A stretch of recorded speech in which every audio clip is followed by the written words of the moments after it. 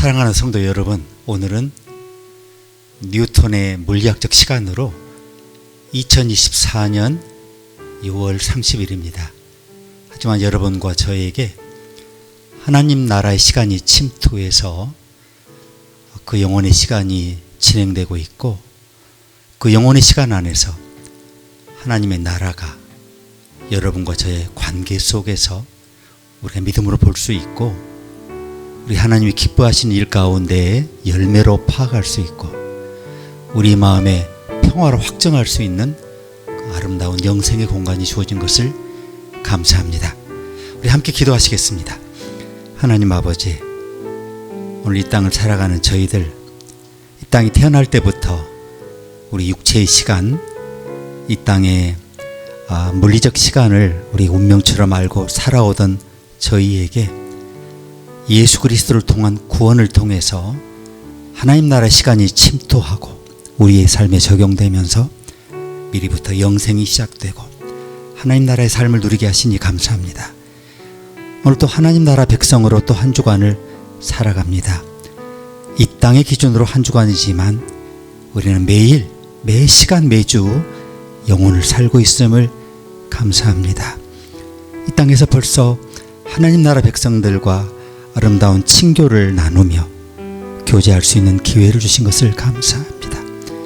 그들의 가슴과 심장 속에 새겨진 예수 그리스도의 아름다운 형상을 통해 은혜 받게 하심을 감사합니다.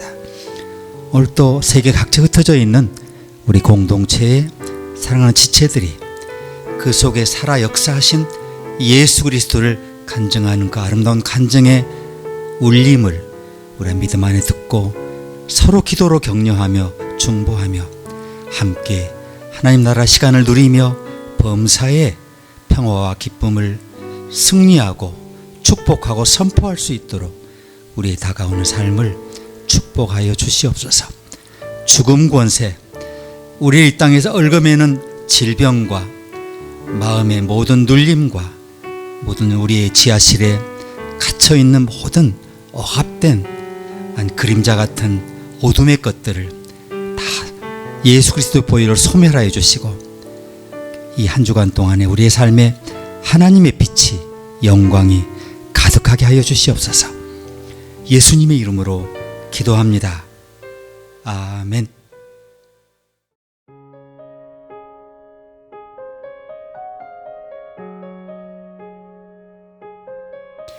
여호와여, 내가 깊은 데서 주께 부르짖었나이다. 주여, 내 소리를 들으시며 나의 간구하는 소리에 귀를 기울이소서. 여호와여, 주께서 죄악을 감찰하실진대 주여, 누가 서리이까? 그러나 사유하심이 주께 있음은 주를 경외케 하심이니이다. 나 곧 내 영혼이 여호와를 기다리며 내가 그 말씀을 바라는도다. 파수꾼이 아침을 기다림보다 내 영혼이 주를 더 기다리나니 참으로 파수꾼의 아침을 기다림보다 더하도다. 이스라엘아, 여호와를 바랄지어다. 여호와께는 인자하심과 풍성한 구속이 있음이라. 저가 이스라엘을 그 모든 죄악에서 구속하시리로다.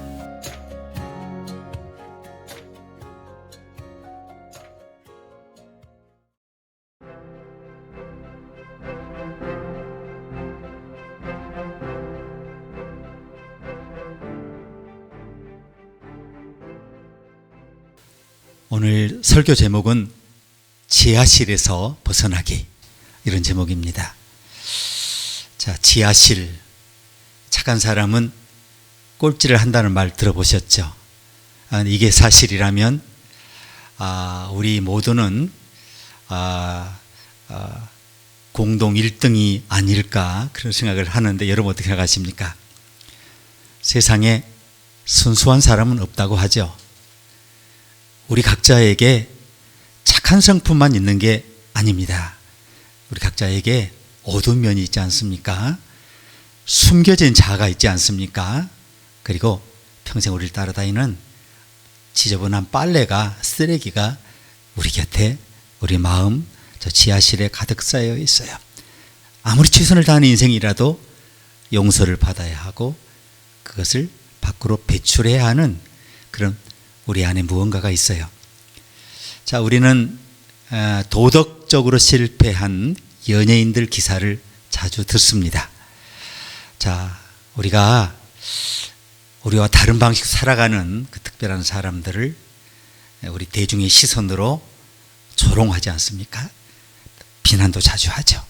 자, 우리가 특히 이 공적 영역의 그 누구나 볼 수 있는 사각링에 올라 있는 사람들 눈에 잘 띄지 않습니까? 다 꼬집어서 그들의 죄를 드러내기를 좋아하죠. 자, 최근 뉴스에서 언급된 몇 가지 사례를 한번 제목별로 분류를 해봤더니 성추행, 비밀자녀, 뇌물수수, 금품수수, 마피아 인맥, 조폭 인맥, 정신불안정, 알코올 중독, 약물 남용, 우울증, 편견, 거짓말, 사기, 부정행위. 이야, 아무리 위대한 남녀의 이면에 이 사람들이 승리만 하는 게 아니고 뛰어난 예의력만 가진 게 아니고 그 사람들의 용기와 이타적인 마음 못지않게 그들 속에 많은 지저분한 것들이 쌓여 있는 것을 우리가 지금 보고 있습니다. 자, 근데 오늘 우리가 목격하는 이 슬픈 표본들, 이 추잡한 그런 행동들이 그들 것만이 아니더라는 거죠. 저와 여러분의 다락방, 지하실, 옷장, 서랍장, 지하실 그러면 무식이겠죠. 종종 우리가 열어보기도 하는 옷장이나 서랍장이나 다락방은 의식일 거예요. 집에 여기저기를 살펴보면 아무리 깔끔하게 정돈했다고 해도 집 구석구석이 다 깨끗한 사람은 아무도 없어요. 가끔 뉴스에 집안에 쓰레기를 쌓아놓고 사는 분들 얘기 들어보셨죠? 무슨 일인지 모르겠는데 몇 년 동안 몇 톤의 쓰레기를 쌓고 버리지 못하고 사는 분들을 보았습니다. 어떻게 집안에, 다락방에, 지하실에, 옷장에, 서랍에 쓰레기가 들어올 수 있나요? 그리고 그게 어떻게 쌓일 수 있나요? 아무리 노력해도 도무지 깨끗하게 정돈되지 않는 이유가 뭘까요? 자, 우리 집에 다락방, 혹시 다락방이 있다면, 혹시 지하실 있다면 말이죠.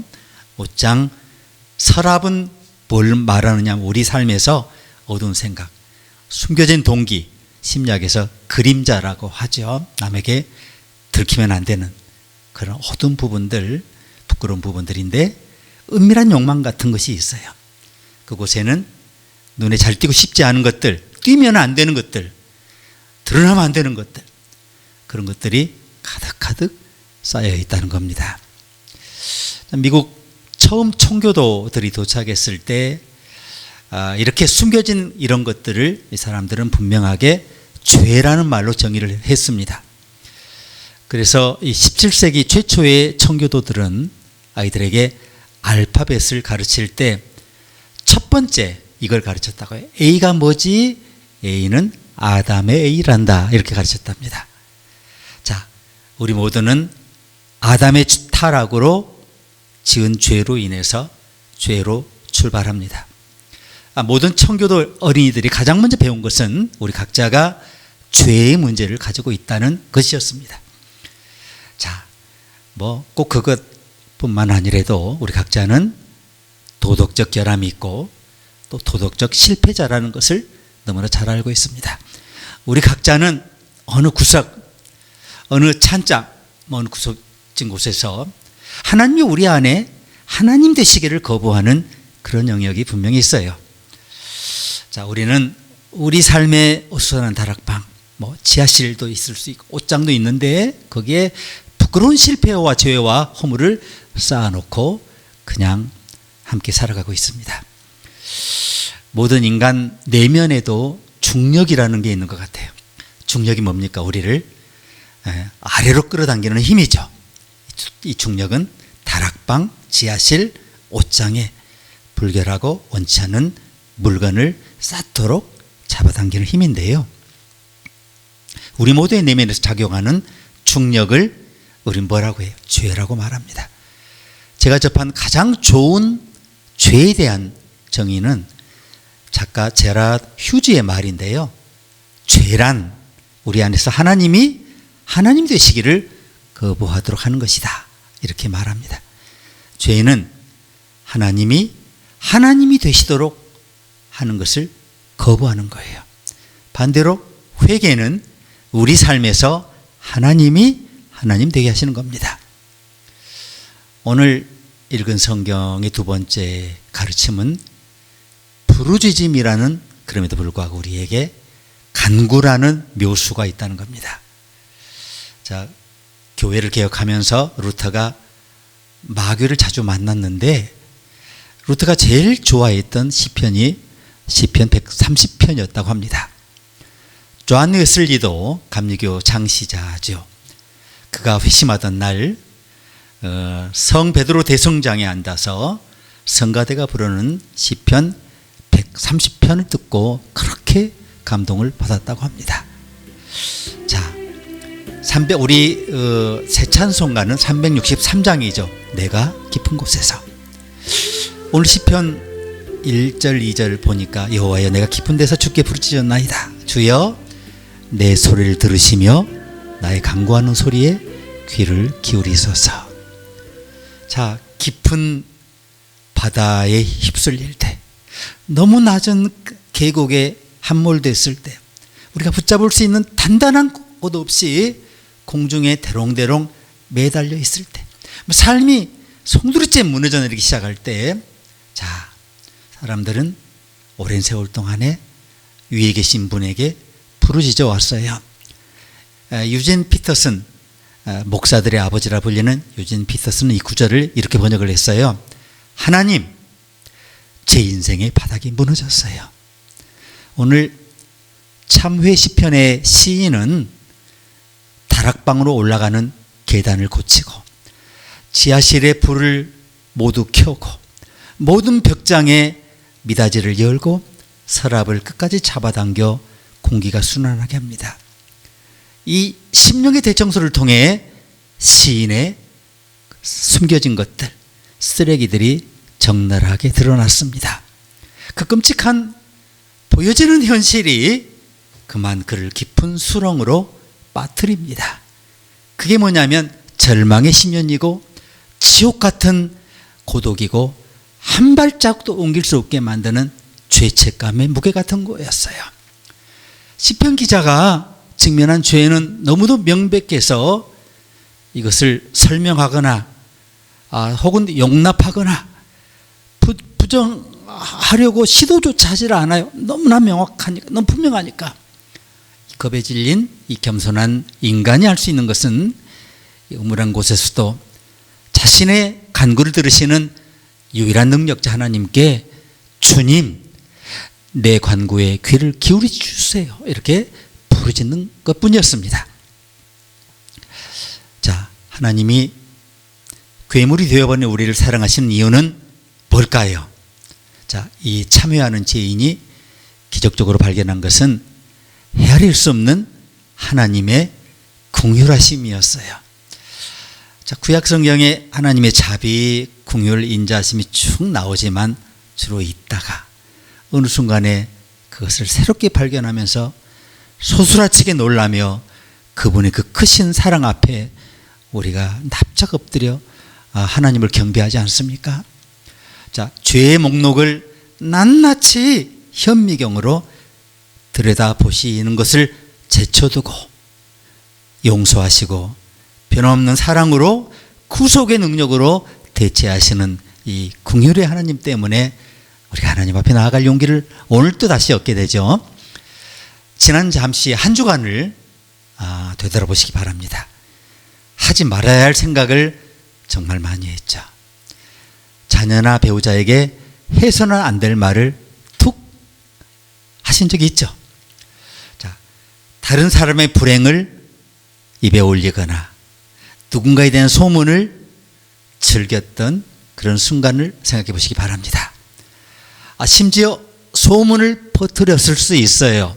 확인되지도 않았는데, 자, 다른 사람이나 하나님께 알려드리고 싶지 않은 그 은밀한 순간들을 한번 상기해 보시기 바랍니다. 오늘 시편 기자는 이런저런 생각을 했더니 마침내 자기가 희망도 없고 자 정말 누구에게 도움을 청할 수도 없이 지옥 같은 이 절망에서 벗어날 길이 없구나 하고 그러고서 마침내 마지막 하나님께 나와 부르짖습니다. 이 절망의 구덩이 속에서도 시편 기자가 발견한 것은 뭡니까? 자신이 간구하면 들으시는 하나님이시라는 거예요.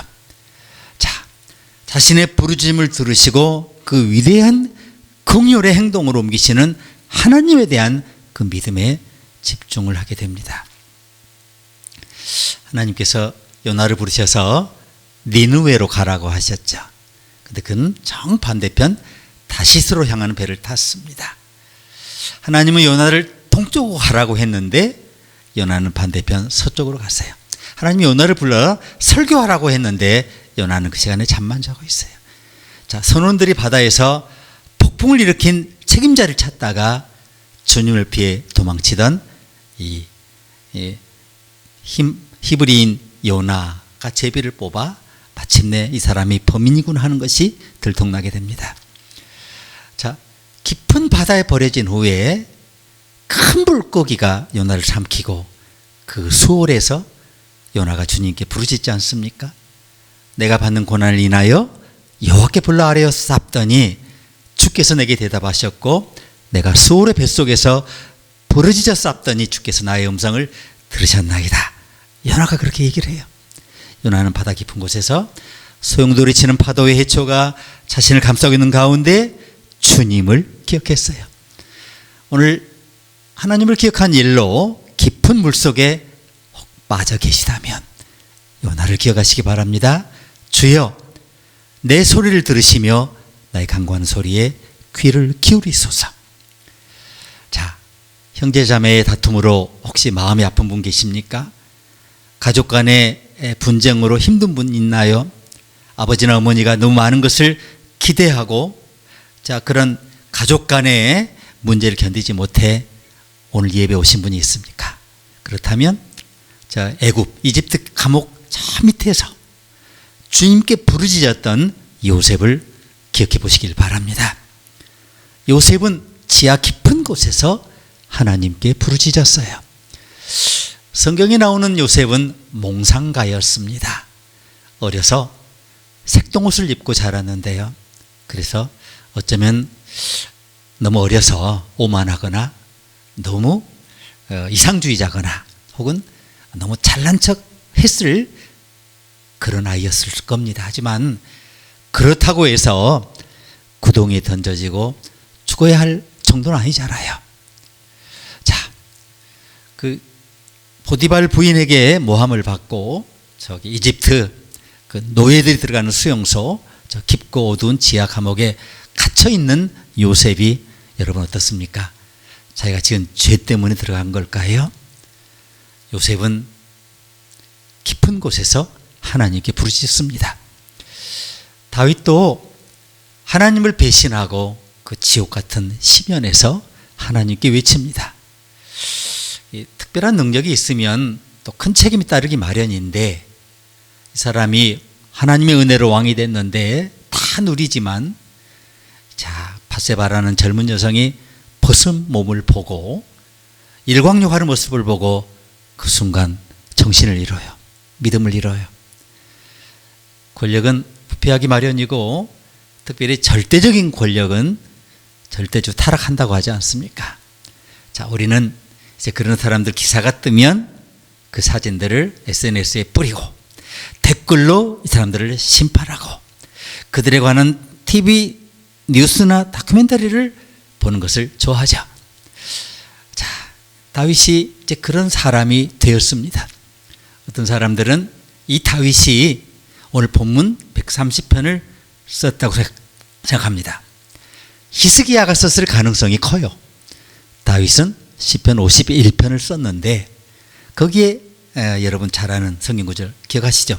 하나님이여 주의 인자를 좇아 나를 긍휼히 여기시며 주의 많은 자비를 좇아 내 죄과를 도말하소서.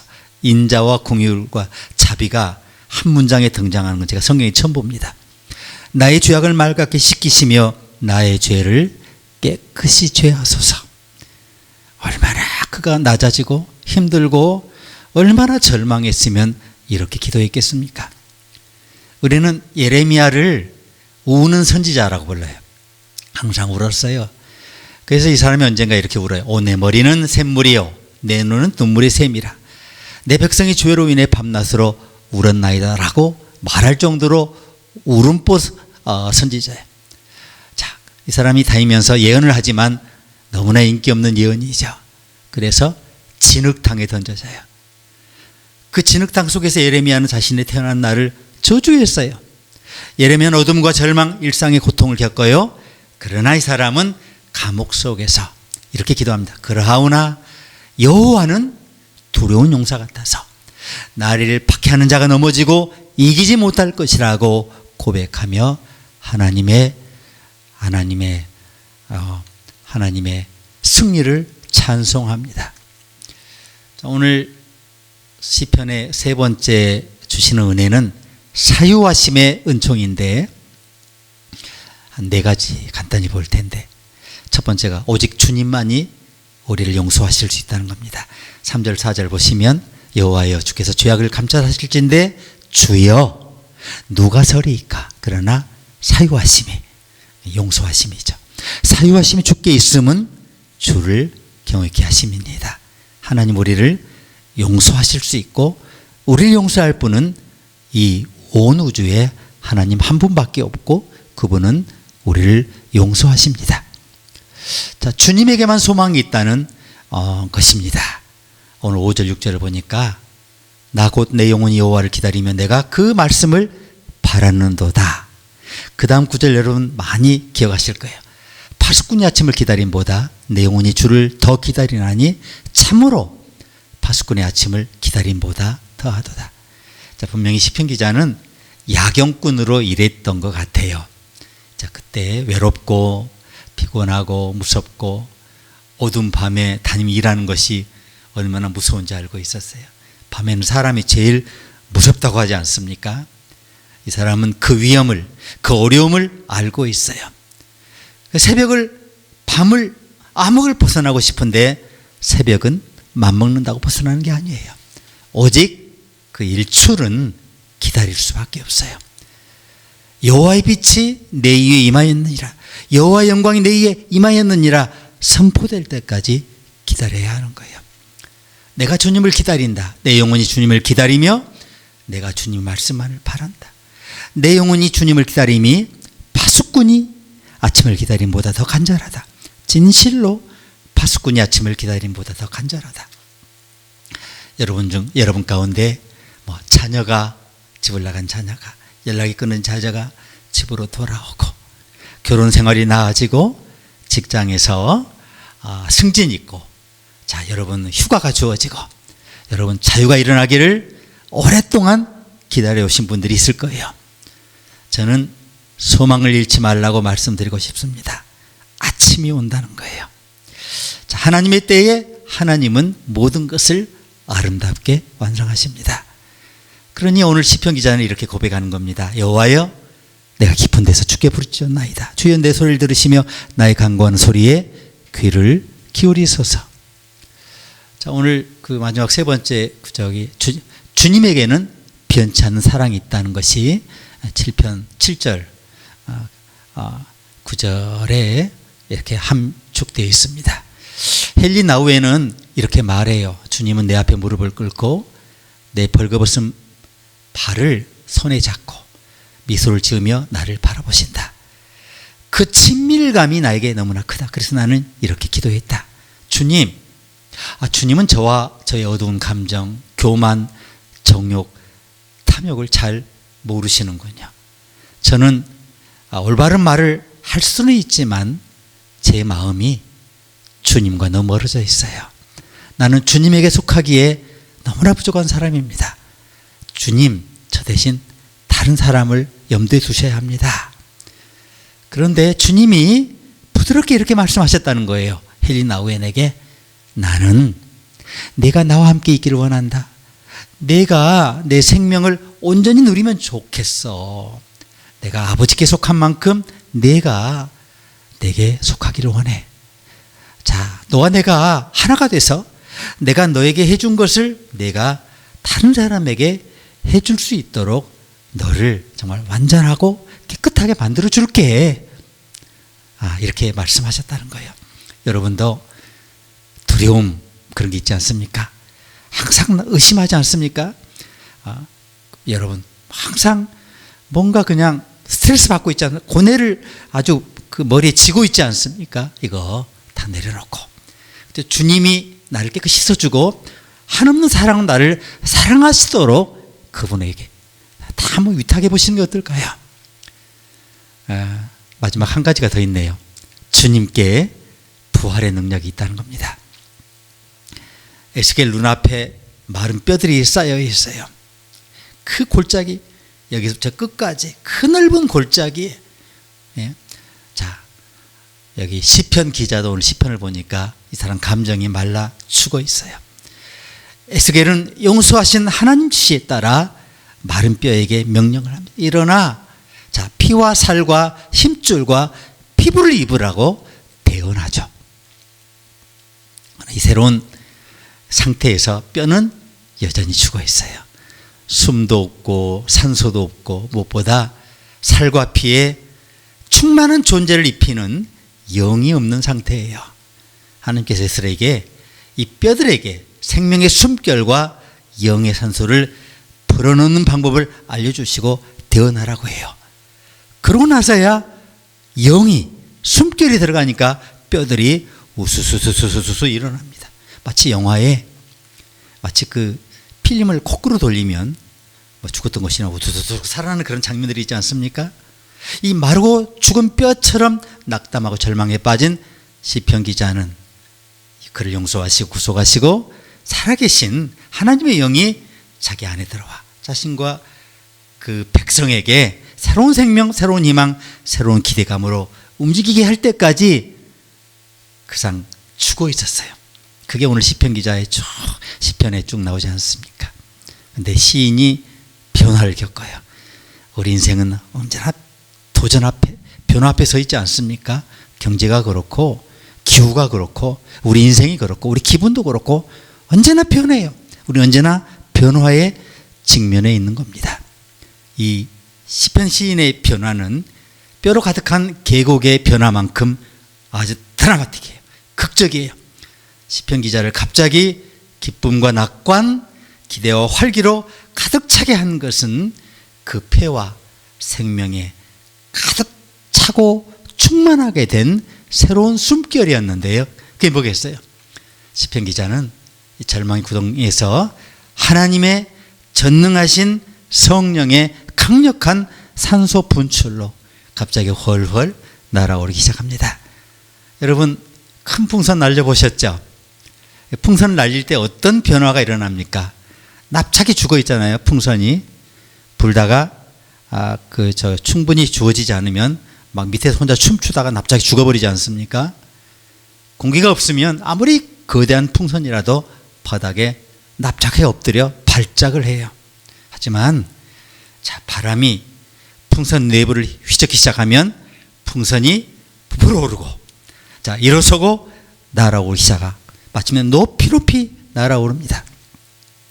풍선들은 누구나 볼 수 있는 지경으로 오르고 누구나 풍선을 좋아하고 사랑하게 됩니다.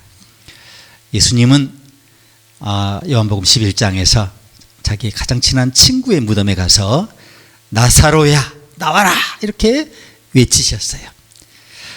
에스겔과 시편 기자가 체험한 것처럼 하나님의 영이 하나님의 살아계게 움직이시는 영이 다시 한번 힘차고 정확하게 일어나라고 죽은 시체를 향해서 명령하셨습니다.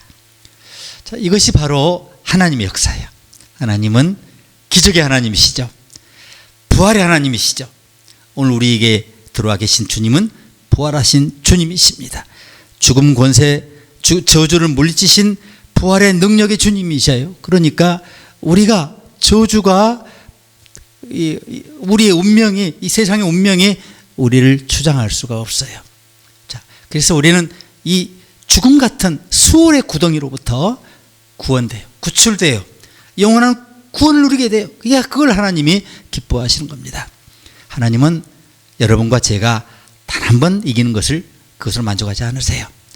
하나님은 여러분의 삶에 한없는 기쁨과 영광 가득 찬 꿈이 성취되기 전에는 절대로 만족하지 않으세요. 자, 절망과 실망, 패배로 인해서 여러분 너무 움츠러들지 마세요. 무기력을 느끼십니까? 몸과 영혼이 너무 무겁습니까? 번아웃이 오셨습니까? 회복 불능입니까? 여러분, 바람이 불고 있어요. 특별한 바람이 하나님의 시간과 장소 안으로 우리 심령에 침투하고 있어요. 하나님 나라가 확장되고 있어요. 그래서 풍선이 부풀어 오르고 있어요. 하나님의 영광이 높이 높이 떠오르고 있어요.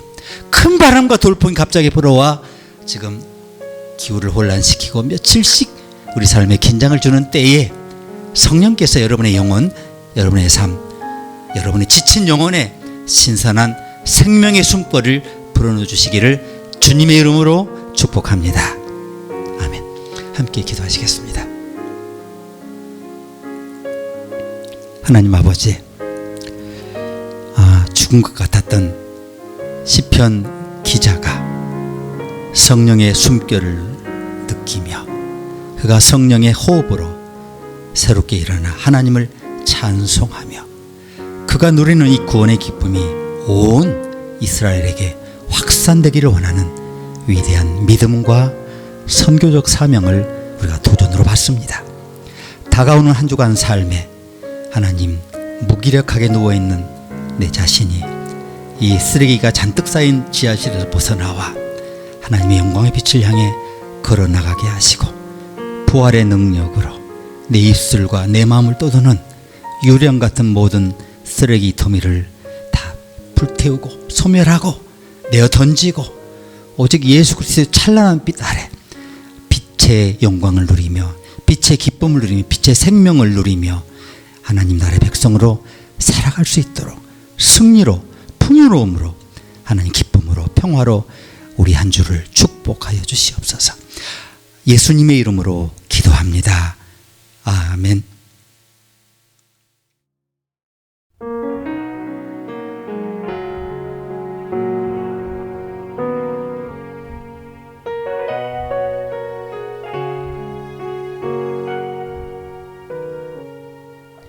주여, 우린 연약합니다. 우린 오늘을 힘겨워합니다. 주 뜻 이루며 살기에 부족합니다. 우린 연약합니다. 주여, 우린 넘어집니다. 오늘 하루 또 실수합니다. 주의 긍휼을 구하는 죄인입니다. 우리 주만 바라봅니다. 한없는 주님의 은혜 온 세상 위에 넘칩니다. 가릴 수 없는 주 영광 온 땅 위에 충만합니다. 주님만 이 길이오니 우린 그 길 따라갑니다. 그날에 우리 이루신 주는 완전합니다.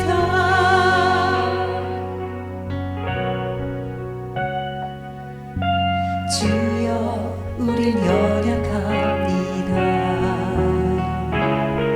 우린 오늘을 힘겨워합니다. 주 뜻 이루며 살기에 부족합니다. 우린 연약합니다. 우린 넘어집니다. 오늘 하루 또 실수합니다. 주의 긍휼을 구하는 죄인입니다. 우리 주만 바라봅니다.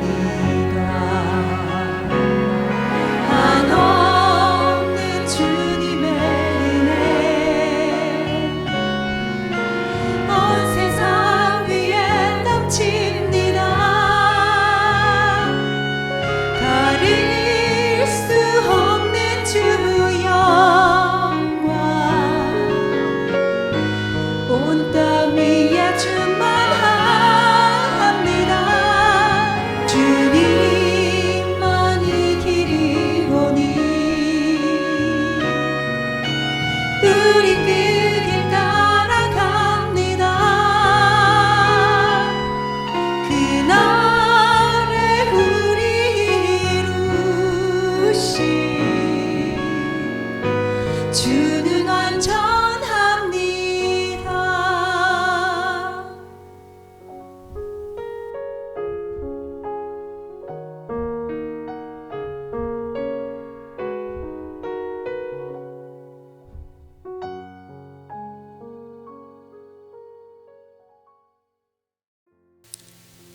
지금은 육체와 세상의 시간에 갇힌 우리의 인생 깊은 곳으로 하나님의 공간과 시간, 하나님 나라의 위대한 영광이 분명히 확신 있게 임해서 하나님의 영광을 우리를 통치하시는 예수 그리스도의 위대하신 은혜와 우리를 통치하시되 인자와 긍휼과 자비로 통치하시는 하나님의 사랑하심과 이 우리 안에 날마다 새로운 창조를 이루시면서 하나님 우리가 더불어 살아갈 아름다운 세상을 다시 구축하도록 우리를 독려하시고 하나님 나라 선교의 사명에 힘차게 부르시는 성령님의 내재 교통 충만하심이 모든 도전과 실망과 낙담과 고통의 현실 앞에서 이 땅에 얽매이신 것들을 다 내려놓고 오직 주님만을 바라보며 주님만의 승리를 우리가 확신하며 주님의 손을 붙잡고 하나님 나라의 시간을 살아가기도 하지만은 주의 백성 주의 자녀들에게 이제와 영원히 함께 계시기를 간절히 축원하옵나이다. 아멘.